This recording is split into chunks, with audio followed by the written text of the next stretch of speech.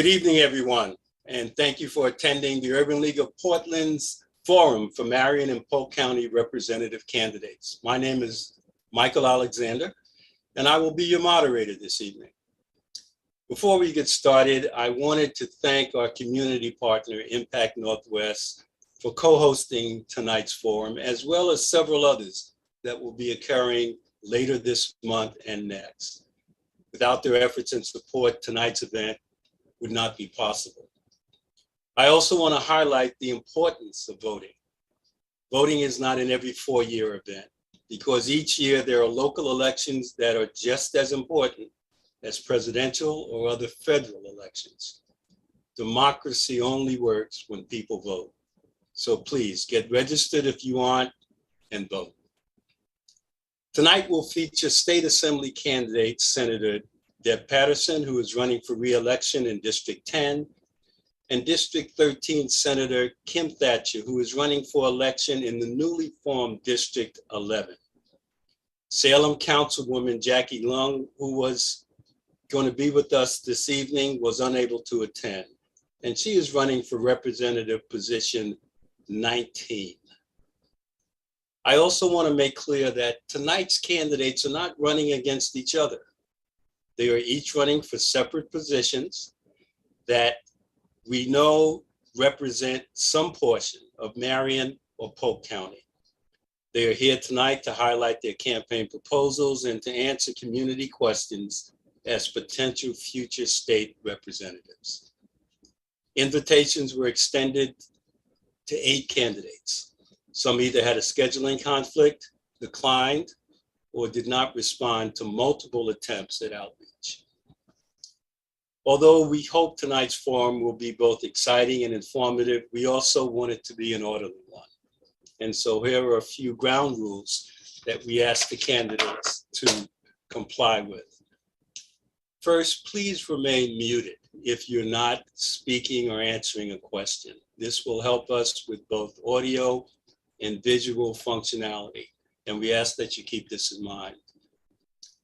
Each candidate will have 2 minutes for their opening statement. We will ask you to deliver your statements in alphabetical order. Deb Patterson, who is running for re-election in District 10, and then Kim Thatcher, who is running for election in the newly drawn District 11. When questions are asked, each candidate will have 3 minutes to respond. For the first question, answers will begin with Senator Patterson, followed by Senator Thatcher. For the second question, we will begin with Senator Thatcher, followed by Senator Patterson. We will continue to alternate the order for the remaining questions, and we anticipate asking 6 questions, but have prepared 8 if there's time permitting. After questions are complete, each candidate will have 2 minutes to deliver a closing statement. We will ask you to deliver your closing statement in reverse alphabetical order. Please be courteous and conscientious of time and of your fellow candidates. Throughout the forum, when speaking, if you are within 30 seconds of your allotted time, a team member will send you a notification. If you go over time, we will send a chat to everyone to let you know that your time is up. And if you persist over time, we will have to mute you. Beginning with open statements, we will start in alphabetical order. So Senator Patterson, we invite you to offer your opening statement, and you have 2 minutes beginning now. Thank you so much. Good evening, and I'm thankful for the opportunity and the honor to be with you this evening, and a word of greeting to my colleague, Senator Thatcher. Good to be with you this evening, and I'm glad we're not running against each other. My name is Reverend Dr. Deb Patterson. I go by Deb, and I currently serve as state senator in District 10, which includes South and West Salem, Monmouth and Independence in Polk County, and Turner and Umsville in Marion County. You know this district, I'm sure, as the seat that was held by Senator Jackie Winters for many years, and she was held by high esteem by folks on both sides of the aisle. And I know that many of you were good friends with her. She is missed. I ran for this seat. I'm as ordained clergy in the Congregational Church, a mom of 2 young adults, and I've worked for about 20 years as a healthcare administrator, educator, and advocate, directing regional and international efforts to help people access needed healthcare services. I noted that we needed to address disparity in costs and outcomes that disproportionately impact people of color, regardless of income, as well as lower income white Oregonians. So I ran to stand up for for equal access to care, including reproductive health care. I was pleased to be given the gavel as chair of the Senate Healthcare Committee, where we worked together to pass important legislation around drug pricing, transparency, pathways to professionalism for entry-level healthcare workers, and a wide variety of legislation intended to increase access to care across the state. And we did this during a global pandemic.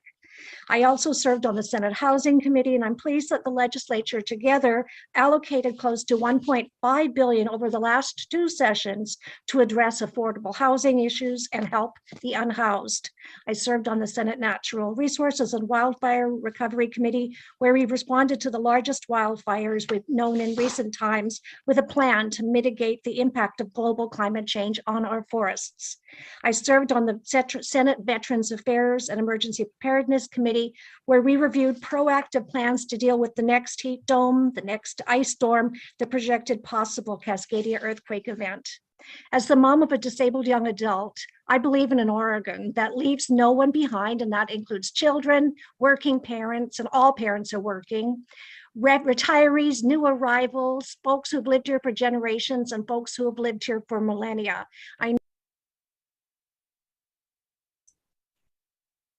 Senator Patterson, I'm sorry. Okay, we have eclipsed time. And sorry, it's hard to read. I'd look at the same thing. May I end with one sentence? My last sentence. Please. My last sentence I wanted to end with: I know that systemic racism is real and that we need to apply an equity lens to all that we do in healthcare, education, housing, social services, public safety, employment, and in opening and running small businesses. Thank you. Thank you. All right. Next, Senator Thatcher, we invite you to offer, and we will be liberal in providing an additional time slot if you should need it, in fairness. Thank you. Okay, not a problem. Thank you. I didn't prepare a big opening or anything. I didn't know what the format would be, but nevertheless, I kind of wonder if sometimes if I'm just here to make Deb look great in your eyes, because I often didn't support some of the things that your organization was a proponent of. But I will say that one of my favorite bills of all time was Senate Bill 422 a few years ago, having to do with hair braiders. And I love that bill because to me, it seemed like it was just a great example of how we can reevaluate our regulations and where it becomes a barrier to people to making a living, and making it easier for people to have a living, have a small business. And so unfortunately, not much else has happened beyond that. And I wish we would take another look at our licensing in our state, because I think it does serve as an economic barrier to folks needlessly. But I just want to say, I thank you for allowing me, a conservative Republican, to be on your site, on your forum. You did reach out. Stephanie reached out to me quite a bit and asked me to participate. And at first I apologized. I took it as being a Portland area event, because I associate the Urban League with Portland.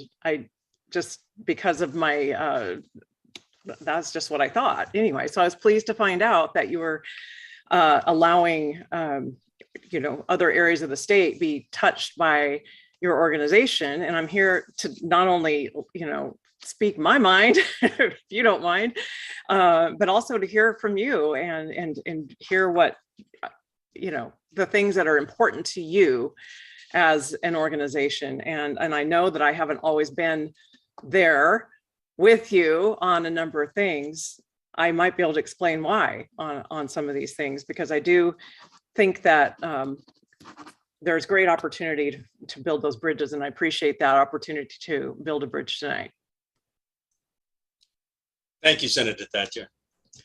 And now we're going to begin with the question portion of our forum. And the first question, we will start with Senator Patterson. And again, I want to remind you that you have 3 minutes to respond. Question 1. There are 3 state prisons in Marion County, and 9% of the people incarcerated in them are Black, despite Black residents only encompassing 2% of Oregon's population. Being that incarcerated residents are within your constituency, what is your position on restoring voting rights to incarcerated individuals? Senator Patterson. Oh, thank you so very much for that question. I would say 2 things. One thing is that, yes, I support voting rights for people who are incarcerated, because I believe that if a person is to be encouraged to be involved in our society in a responsible manner, then voting is a responsible civic activity. And so, yes, I would like to encourage as much engagement with that as possible.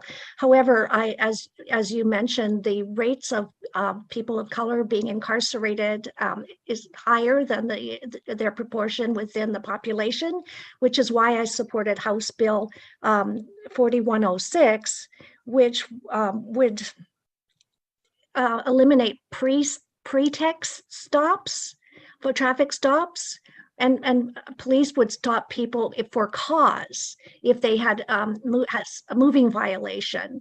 So we do need to take steps to make sure we address the disparities of the population in our prisons. So that's just one small step. We have to address things around economic opportunities. Systemic racism has so many different facets, and but once a person is in prison, I do support the right to vote for all. We just like felons can vote in Oregon, and the data show that actually, I'm speaking as a Democrat, there are more registered Republicans who would vote in prison than Democrats. So this is not about getting more votes for one particular party. It's about human rights. Thank you, Senator Patterson.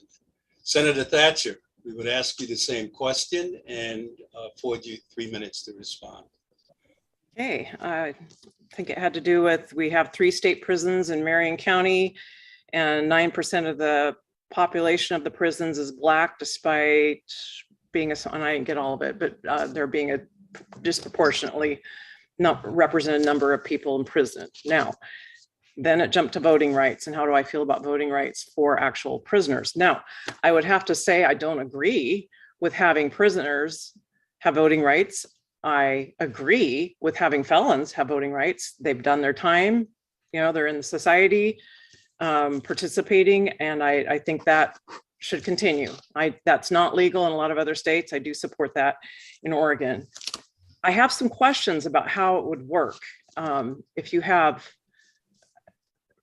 would you do the outreach? How would a person like me, or Deb or whoever, how do you go in and campaign to some of these populations? I don't know. I mean, I'd have some questions about that.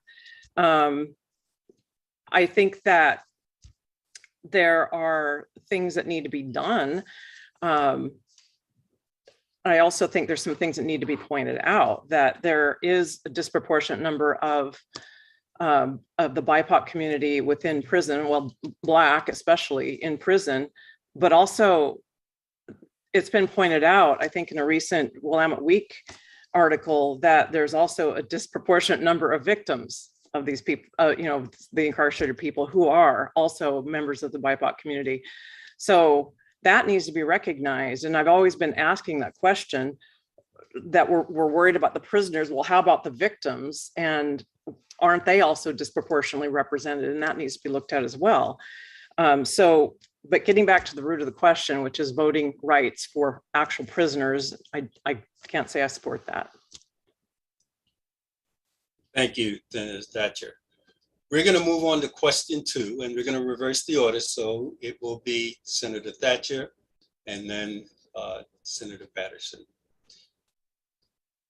The lack of housing affordability is clearly a driving force behind homelessness in the state. what are your plans to increase affordable housing available to workers whose wages have been stagnant and have not kept up with the rate of inflation? Senator Thatcher. Thank you. Yeah, housing. I am representing currently Senate District 13, which is a much different district than the one I'm running for, which includes a lot of, well, half of the city of Salem. And there, it doesn't take much to figure out that there's a homelessness problem in the city of Salem. And in fact, Oregon still has one of the worst homelessness problems in the United States. Our housing costs for just middle class housing is going through the roof, and a lot of it has to do with regulations, and a lot of it has to do with just even governor edicts, such as executive orders saying that we need to have all housing include solar panel hookups and all that, and then more recently air conditioning for all rental housing units. Things like that add up, and the costs go up and up and up, and it makes it more difficult even for quote unquote affordable housing to be affordable. They can't be without subsidy. And we need to figure out a new regulatory scheme, because right now, and not only does homelessness is it contributed to by the fact that people don't have homes? Well, that's a no duh. But it's not just housing affordability that's a problem. A lot of times it's mental health issues, behavioral issues, drug addiction issues, and we don't treat that very well. I think I stood up on the floor of the Senate this last time and I said, I'm going to be voting for this money to go to help with alleviate homelessness. But I was really upset because it feels like you just don't have to go very far to find more and more homeless. So we are spending more and more money on homelessness, and yet it is not seeming to get better. We need to assess where that money is going. We need to assess what the needs actually are and try to nibble at those problems. And I think it's different in different areas of our state, and it's not a one size fits all at all. And in fact, when we decriminalized drugs and told voters we were going to help people get services for their addictions, that money still hasn't even gotten out to folks, the providers that are there. We're failing as a state. We have these programs and we pat ourselves on the back saying, hey, look at this great thing we did. But then our state ends up tripping and falling on its face. Like, look at the employment issue with the emergency employment during the pandemic, and how people were not able to get they weren't even able to get a hold of a person, much less get their benefits in time before they were facing homelessness themselves. We need to do a better job. We need to be more efficient. We need to not, just throw money out the back door. We need to focus it on where it's best needed and figure out where that is. And that's, to me, the most important thing we need to do. Thank you, Senator Thatcher. Senator Patterson, the same question, and you have 3 minutes. Thank you so much. One of the situations is that HUD has been, Housing and Urban Development, at the federal level has been defunded since the 1980s. And I believe your question was about housing for working families and the affordability of that. And so we do need to invest in the federal level in housing programs, again, that help to make housing affordable. We made a small stab at this in the short session this time around with some funding to help folks with mortgages, to get into mortgages for affordable housing. We also have to address the equity issues in access to the programs. For example, as you all well know, the GI Bill very often excluded veterans who are people of color, and along with other unfair lending practices. So we have to address that, be sure that that's addressed moving forward. There is some talk at the state level here among various legislators about exploring the idea of a state bank, which would give more funding, make more funding available within the state for mortgages, could be at a lower rate as well, which might be helpful to make housing available for working families. And then we really need to encourage developers with some kinds of incentives to develop more mixed housing developments where there are some small houses and middle size. And right now we're got not cookie cutters, but we have so many big houses going up because land is so expensive. And I know that that's a conversation for another day. Related to the homeless, we've done a lot. The unhoused in Salem here, we've had some ARPA funds to develop a new hotel or facility for Center for Hope and Safety for people who are in transitional housing, leaving domestic violence. So the Arches Inn is also a Project Turnkey hotel that'll house 180 people. We have a navigation center to help that's going to open fairly soon. And they're so, at every level of housing, from people who are unhoused to working families to seniors, there's a real need for more affordable senior housing as well. And you didn't ask about that, but that certainly is a need. There's much to be done, but I'm really excited because there are really some wonderful opportunities as well. And I also call on our federal leaders to help us make that happen here at the state level. Great. Thank you very much, Senator Patterson. We're going to move on to our next question. And Senator Patterson, you will be the first respondent. With the 2022 kicker, the average member of the richest 1% of Oregonians, and that is folks whose annual income starts at more than $440,000 a year, they will receive an average kicker of $17,000. How would you change the current tax system to be more just? Senator Patterson. Well, I'm sure that oops, I am on mute. Oh, good. I just don't see the kicker going away with our current political climate. I really don't. It's something we may want to revisit someday. Maybe that's political suicide to say that, but it doesn't seem fiscally responsible and prudent to not save for a rainy day. And we don't have the opportunity to do that with the kicker coming every year. I really believe that big corporations and the richest people among us should pay their fair share. Not, we shouldn't be expecting them to gouge them. Of course, this is America and it's a capitalist country. And yes, we want, and I'm proud to be an American, and I'm proud to be a part of a society that supports entrepreneurship and that supports people working really hard and making a really good living. I get that. But also we do need to require and ask that the richest Americans do, and the richest workers in this country do pay their fair share. So I guess that's probably more than I should have said, but that's how I feel about this particular subject. Thank you, Senator Patterson. Senator Thatcher, I'm going to repeat the question. My colleagues and I reminded me that these are long questions, so I'll give you the opportunity to hear them twice. Again, with the 2022 kicker, the average member of the richest 1% of Oregonians, and these are folks whose annual income starts at more than $440,000, they will receive an average kicker of $17,000. How would you change the current tax system to be more just?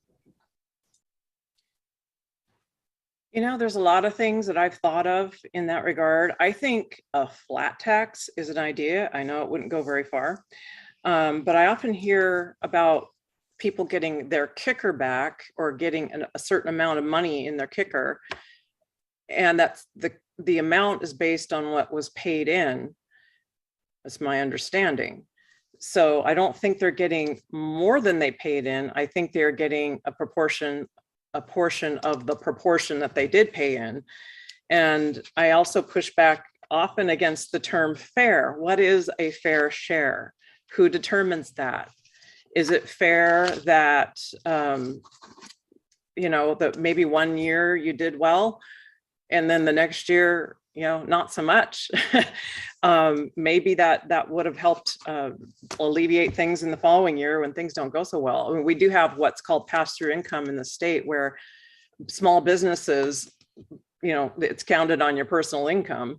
And so whatever that small business did, maybe it, hit a home run one year. it gets passed through on a personal income tax. So do we need to do a kicker?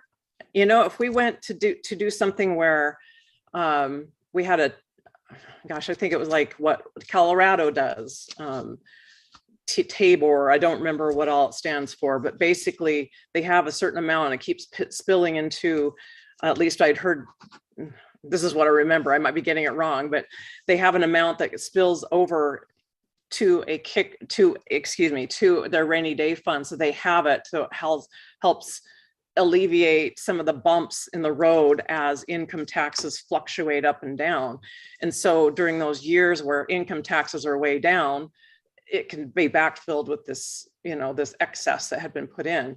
And I think, you know, there have been many different versions of that have been put forward. I think that would be a wise idea to put in place.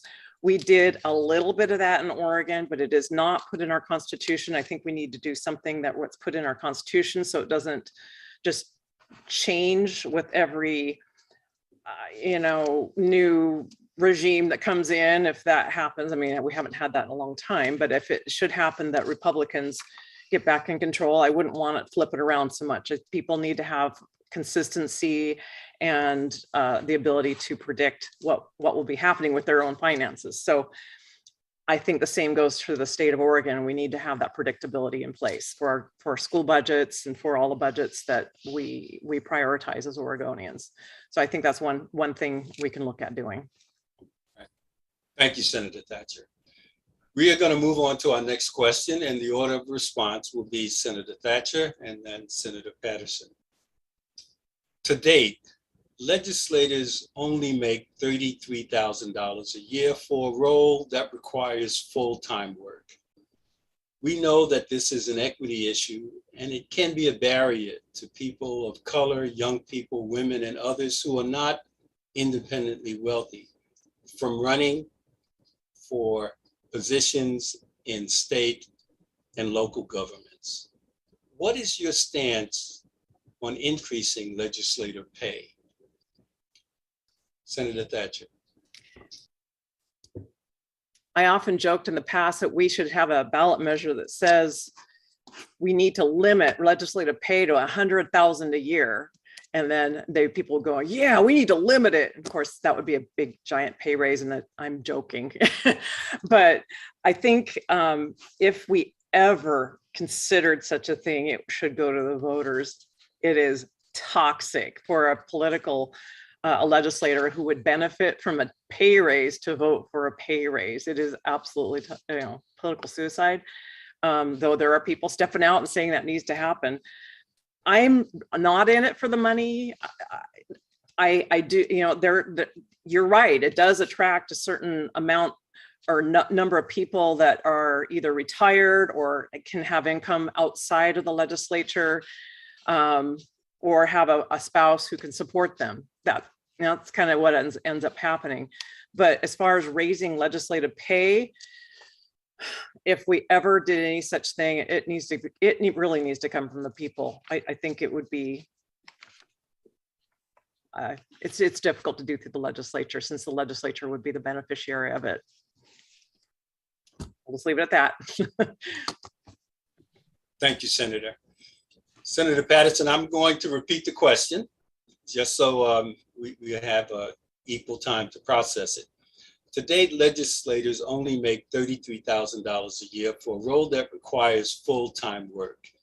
We know this is an equity issue, and it can be a barrier for people of color, young people, women, and others who are not independently wealthy from running and seeking positions in local and state government. What is your stance on increasing legislator pay? One of the things I want to point out is that how often across the aisle we agree. And this absolutely is an equity issue, absolutely. But I agree with Senator Thatcher that it's a challenging issue. One of the reasons it's so challenging is that most people don't raise their own salaries, right? In any other business or in any nonprofit world, unless, the board of directors will raise your salary if you're in a nonprofit world or that. So I would vote in favor of this if it came to a vote, because, and I would donate, I would have money then to donate more, because I feel that it, I don't want to raise my own salary. That's what I'm saying. Okay. But I know that I have the privilege. I'm married to a university professor, I've got some other resources. If the people of Oregon, I agree, they all need to be engaged in this conversation and about who do they want their representatives to be? Do they want it to be fair? Do they want to have people who represent them? And do they want to make it possible for them to be there? Other states do this. So I totally get it. I would vote in favor of it. It came for a vote. I think that to bring it to the people is the wisest decision, way forward. But it is definitely an equity issue. I know very strong people who would have filed this time around who didn't, because I think I'm out of time, but who didn't because of this issue.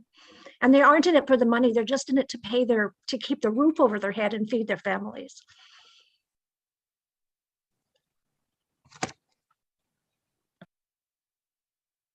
I knew I would do that. I muted myself. Thank you, Senator Patterson. We'll move on to our next question. And in this one, we will ask Senator Patterson to respond first, followed by Senator Thatcher. The Oregon Department of Environmental Quality has issued 20 penalties totaling over $1.5 million since the beginning of the year for various environmental violations. These violations range from failure to report spills, failure to clean up spills, failure to conduct monitoring, discarding of waste improperly in rivers and agricultural fields, and many more reasons. Given that the violations threaten the safety of Oregonians, particularly communities of color, do you think fines are sufficient consequences for companies that violate DEQ rules and regulations? Please explain why or why not. Senator Patterson. Thank you so much. Actually, I was just having this conversation yesterday, and the fines are set legislatively. And so they currently are, they seem like they're not high enough, and they do need to be revisited. Absolutely. Obviously, with the number of infractions that do threaten the health and safety of the people of Oregon, and as you mentioned, disproportionately lower income communities, or and often have higher numbers of people of color. Yeah, absolutely.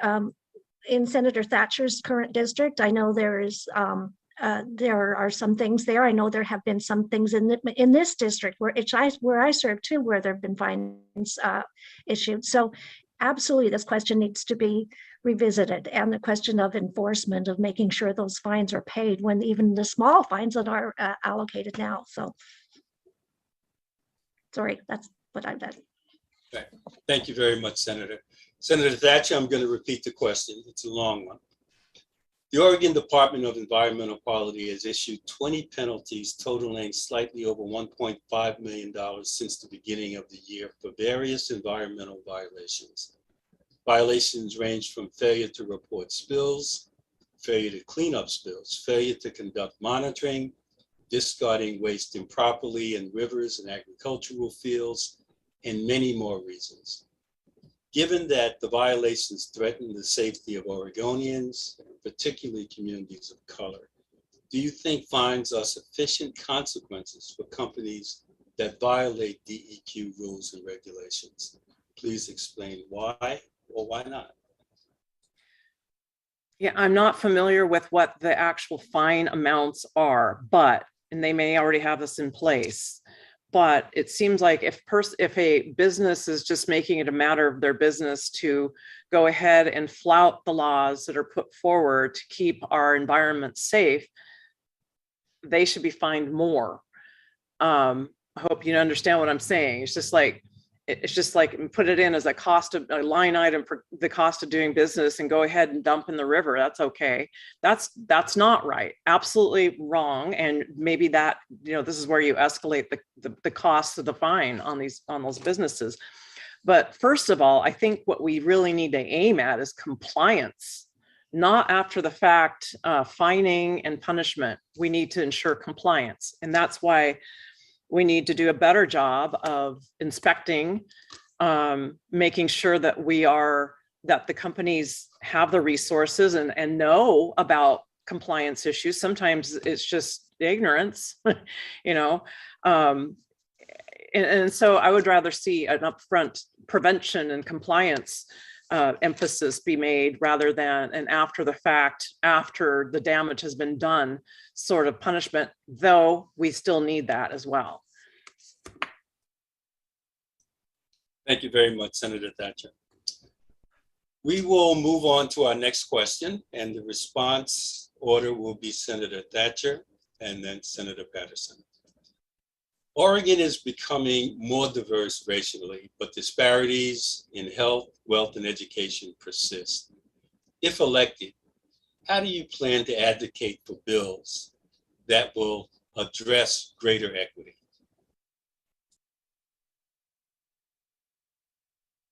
I was still writing the question down when you got done. So, for example, I've had an education bill that would help parents get the kind of education for their kids that addresses the needs of their kids. And this would include kids with disabilities. This would be including kids that live in a zip code that doesn't have great schools. And I think it's wrong that kids should be sentenced to schools based just simply on their zip code. But this never gets a hearing because, well, I don't know. I can't say exactly why. I can venture a guess or two, but it doesn't ever get heard. These bills don't ever get vetted. They don't ever get the light of day. I was one of two Republican senators who actually got a bill through in the last session. And one had to do with setting up a process through which somebody could seek compensation for being wrongfully convicted and imprisoned. If a person did the time without having done the crime, they should be compensated. And finally, this bill passed. And there are a number of ways. Like I said, we need to help with regulations and make it easier for people of limited means. And I'm not just saying, just anybody with limited means who has a talent, give them the ability to create a business around that, become independent and not having to rely upon, they can set their own hours maybe and not have to rely upon an employer all the time or, rely on other people. They could be empowered to do the work that they're meant to do. So these are things I can get behind easily. I don't like what's happening in our schools where our kids are being told they need to judge each other based on the content of the melanin of their skin rather than the content of their character. The way I was raised, Martin Luther King was promoting content of character over color of the skin every day of the week. And it just seems like we've turned that on its head. And I don't think that is a positive thing for our society.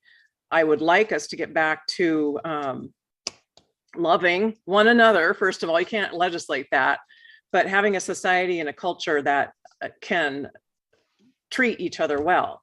And that would go to all the systems within our state government as well.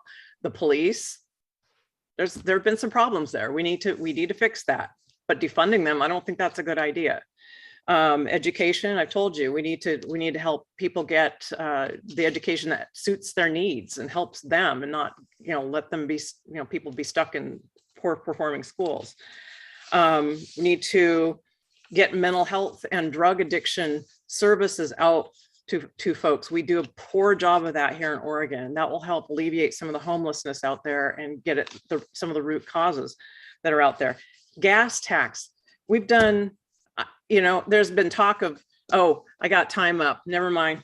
All right, I'll just leave it there. Thank you, Senator Thatcher.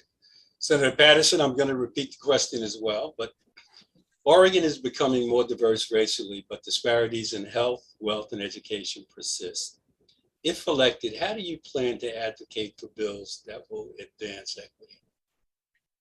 Thank you. Well, related to health, the data is clear. For example, around infant mortality and maternal mortality, it is clear that the death rate is higher for African-American women and Latinx women than it is for white women, regardless of income. So we have to do the work in addressing systemic racism, which will be a part of it. We also need to put in place things like growing our school-based health centers that are culturally competent and serve people where they are. The mobile health vans, we had a new pilot project this year. I'm excited to see how that works. They're working in partnership with the regional health equity committees in the states, in the counties that have them. Related to wealth, mentioned earlier around the systemic racism around networking. Which school do you get into? Who are your friends? Who hires you for the job? And how is easy is it to get a loan to start your business? Things like that. And related to education, in Salem Keizer School District, African-American students are the only ones whose graduation rates decreased when everyone else's went up a little bit. And so why?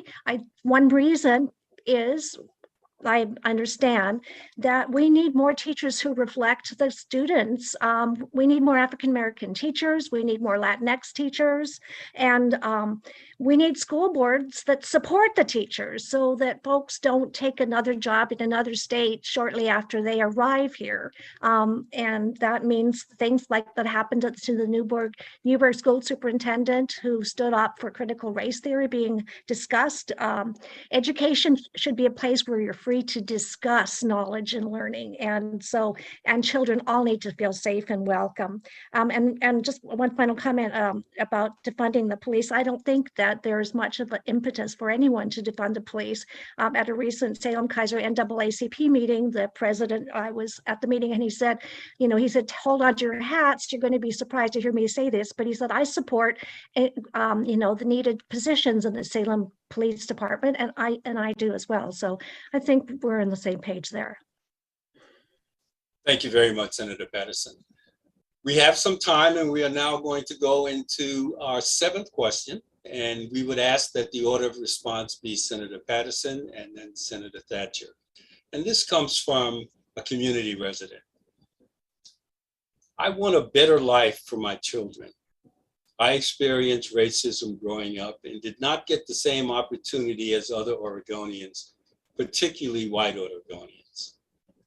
It seems like today things are the same for my children as they were for me.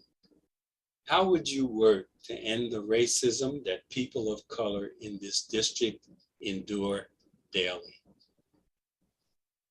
Senator Patterson. One of the things that I've learned is as a white person, I do not see what other people see when they are a person of color. I know that, and I don't experience it. I have 2 children who are adopted. They are both people of color. And when they come home and tell me, now they're young adults, the things that they've experienced, the words that have been said to them, the actions, it's a real eye opener. And I still don't see, I believe them. I know their experiences are real. And I know systemic racism is real. So the things that I discussed related to the the last question totally relates to this, right? We have to do all those things related to housing, related to education, related to school boards, related to access to affordable childcare, just addressing disparities in the environment, in healthcare. It is all connected. And I agree with Senator Thatcher that, Reverend Dr. Martin Luther King had a vision and a dream, but it wasn't his alone. It was a vision of all people of color. And we missed out as white people. We missed the boat to not really embrace that vision. So I welcome the opportunity to learn more and to be engaged with as an ally, because that's all I can be. Even as the mother of of 2 children of color, young adults of color, I can't be one, but I want to be an ally, and I will do what I can.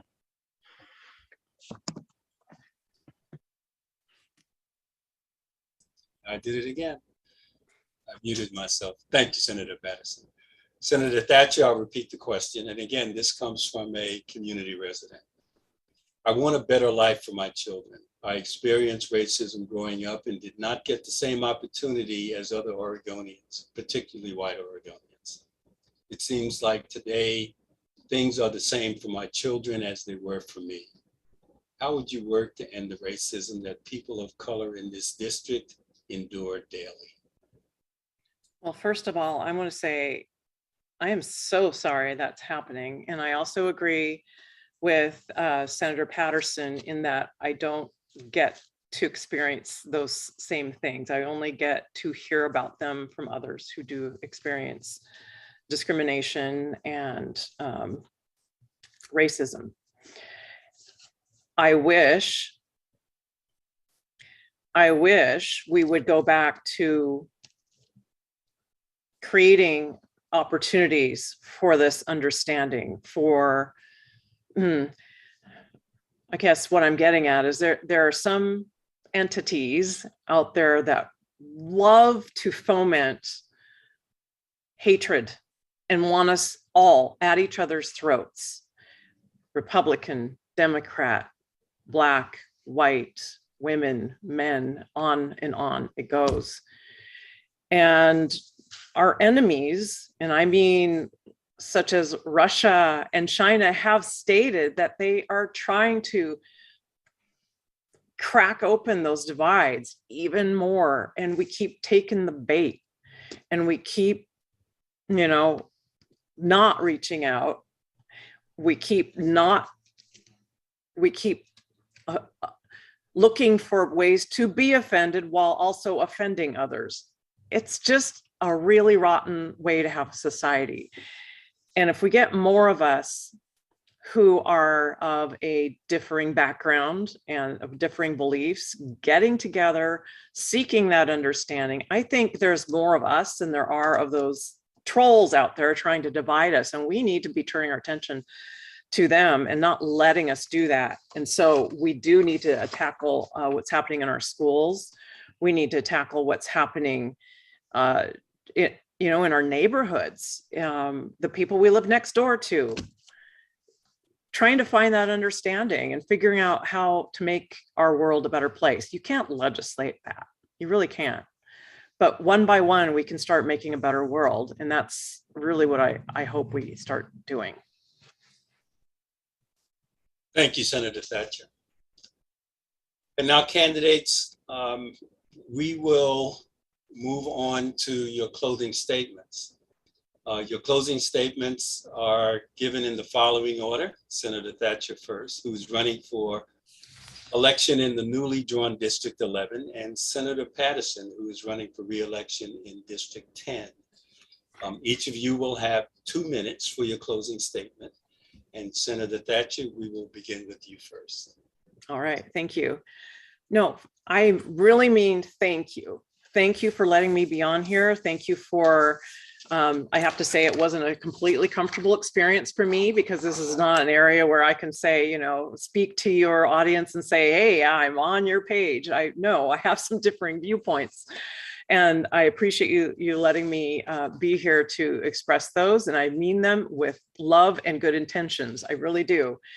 And I hope that as I seek to become a senator representing District 11 instead of District 13, where there are some different issues, and there are a lot more race-based issues in District 11 than there are District 13, that I can seek that understanding, seek that, try to figure out how to solve these problems. And I don't think government is always the answer. I think sometimes it's the problem, quite frankly, and how to make things better in not only our district, but in our state, so that we can, basically it starts at home. So we can all have a better world. It starts with me, it starts with you and all, trying to reach out, not take the bait on hating one another, but to reach out and with love and good intentions to make this world a better place. And that's all I am seeking to do. And I've always enjoyed working across the aisle, and I hope to continue to do so. Thank you very much, Senator Thatcher. Senator Patterson, you have 2 minutes. Thank you so much. And thank you also for inviting Senator Thatcher and I to be here. It was nice to be with you, Senator Thatcher, tonight. And thank you to the Urban League for continuing to work on these extremely important, difficult, and seemingly intractable issues that must be addressed. And so I appreciate the opportunity to speak tonight.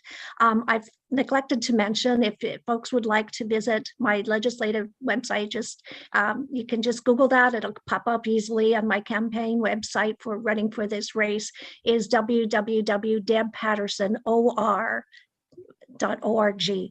I want to continue this work. I'm just finishing out the end of a term. I bring my 2 decades worth of experience in healthcare. As I mentioned, I worked with nurses who were working out of faith communities, regardless of their faith. They were helping people access and navigate care. It was culturally competent, and that's what we need to have our services always be, which will be one aspect of helping to address the systemic racism in healthcare. When I started, we were in 6 countries, and 10 years later, we're in 23 countries on 5 continents. So I know that hard work can get a lot of things done. And I also bring my experience as a mom dealing with issues of the expense of childcare, caring about schools and the affordability of colleges, and then having young people to find jobs, which is why I've dedicated significant funds to CTEC to help with that kind of learning, as well as funds for minority scholarships at Western Oregon University. Let's see, what else would I like to add? I would just like to add thank you. Thank you for watching tonight. Thank you for caring about democracy. Thank you for talking about these issues that are sometimes we don't want to talk about, but boy, do we have to face them. So I'm so very grateful for this evening and for this time to be with you. Thank you, Senator Patterson. Well, as the Urban League's Marion and Polk County Representative Forum comes to an end, I want to extend a special thanks to our audience members who submitted questions and to our broadcast partners at Open Signal and our co-host. I also want to extend a very special thanks to our candidates, candidate Deb Patterson for District 10 and Kim Thatcher for District 11. Thank you for participating today. And we ask that you continue to stay safe as you maintain your journey on the campaign trail. We appreciate having you with us, and we will release you for the evening. Thank you very much. Thank you very much. Thank you. I want to extend a special vote of appreciation to our co-sponsors as well, and the community groups who helped us tonight and who helped us to uplift civic participation for the Black community. Please remember that the Urban League is a nonprofit organization and that we rely on donations that allow us to serve our community. Learn more about the fantastic programs that we provide by visiting our website, ulpdx.org. And I would ask you to join me in becoming a supporter of the Urban League and in making a donation. Every dollar helps us to keep services to youth, seniors, job seekers, and others who need our support available during these very challenging times. And please remember that the primary is on May 17th. Democracy only works if everyone's voice is heard, and voting is critical to that. If you need help registering the vote, please contact the Urban League at ace@ulpdx.org. Thank you for your time. Thank you for your focus, and thank you for your commitment to advancing equity for all within the borders of the state of Oregon. Good night and stay safe.